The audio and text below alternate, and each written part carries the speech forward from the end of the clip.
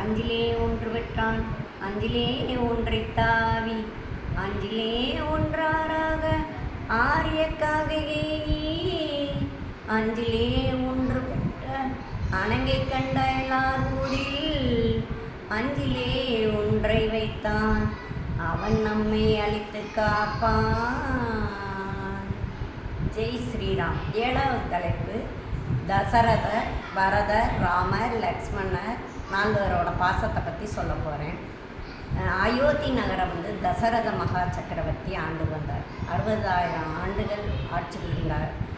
56 தேசத்துக்கு அதிபதியாக இருந்தார். அவருக்கு குழந்தைங்க இல்லை. அதனால புத்திர காமேஷ்டி யாகம்னு செஞ்சதில் 4 குழந்தைங்க பிறந்தாங்க. அதில் ராமர், லக்ஷ்மணர், பரதன், சத்ருகன் 4 குழந்தைங்க பிறந்திருந்தாங்க. அதில் கரிய நிலம் கொண்ட ராமர் மேலே ரொம்ப பாசமாக இருப்பார் தசரதர்.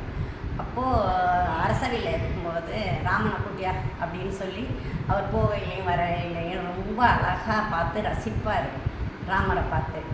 அப்படி இருக்கையில் விஸ்வாமித்திரர் தான் யாகம் செய்யணும் அப்படின்னு கூப்பிட்றாரு. இவருக்கு அப்போ மயக்கமே வந்துடும். அதுவும் கரிய நிலம் சமம் கொண்டு அந்த ராமரை தான் கூப்பிடுவார். இவருக்கு மயக்கமே வந்தோன்னே குலகுருவான வசிஷ்டர் நீ அனுப்பு நல்லதுதான் நடக்கும்னு சொன்னோன்னே அனுப்பிடுறாரு. அப்போ வனவாசத்துக்கு கையை கேட்ட வரத்தினால வனவாசத்துக்கு போக சொல்கிறார் கையை.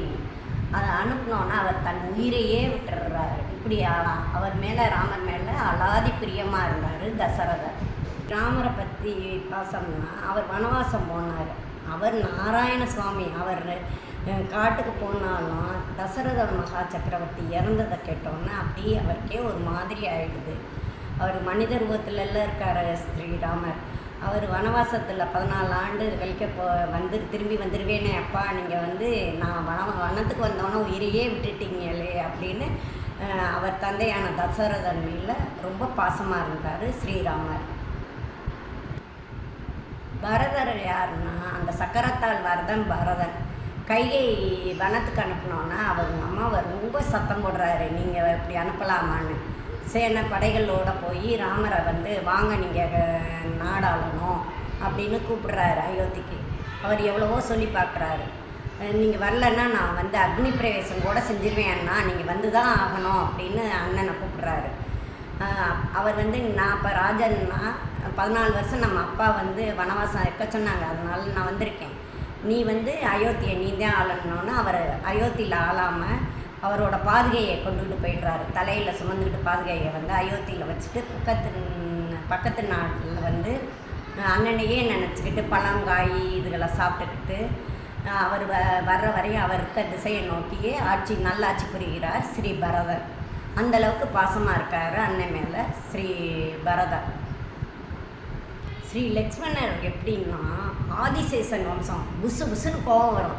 அவரை வனவாசத்துக்கு அனுப்பினோன்னே அவர் உங்களை யாருன்னு அனுப்புகிறேன் வாங்க, நான் உங்களை ராஜா வாக்குறேன் அப்படின்னு சொல்லி அந்தளவுக்கு கூப்பிடுவார். அப்பவும் அமைதிப்படுத்தி விட்டுருவார் ராமர். அப்புறம் சீதையும் ராமரும் போகல பலா அதிபலான்னு மந்திரத்தை சொல்லி தூங்காமல் அண்ணன் மேலே பாசமாக இருந்து அவங்களோட தொண்டனுக்கு தொண்டனாக இருக்கிறாரு லக்ஷ்மணர். அந்தளவுக்கு பாசம் பண்ணார் ஸ்ரீ லக்ஷ்மணர். தசரதர், ராமர், லக்ஷ்மணர், பரதன் இப்படி இவங்களோட பாசத்தை சொல்லிக்கிட்டே போகலாம் ராமாயணத்தில். அந்தளவுக்கு அவங்க ஒவ்வொருத்தருக்கு ஒருத்தர் பாசமாக இருந்தாங்க. ஸ்ரீராம் ஜெயராம் ஜெய ஜெயராம், ஸ்ரீராம் ஜெயராம் ஜெய ஜெயராம்.